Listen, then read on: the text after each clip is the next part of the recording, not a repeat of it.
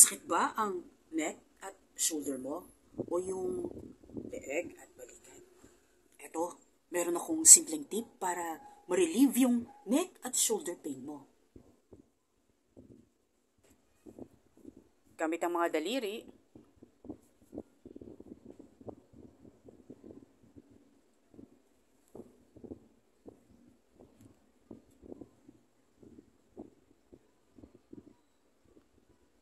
pindutin ang parating ito ng balikat habang nakastretch ang neck. Relax. Pindot ulit, diinan. Relax. Hanggang sa may dulo ng leeg. Relax. Ulitin. Pindot, diin. Relax. Taas ulit.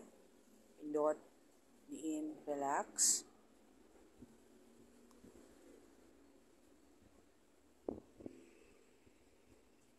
Hanggang sa may leeg.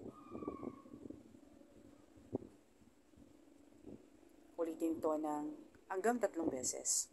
Next, gamit ulit ang mga daliri. Kapain yung trigger point. Yung parteng pag pinindot, masakit.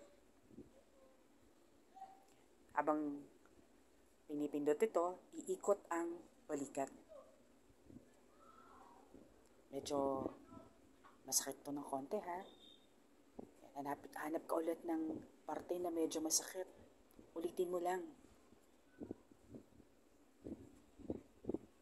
Hanggang sa makover mo yung mga parteng masasakit. Comment mo naman kung na-relieve ka after doing this. Okay? Bye!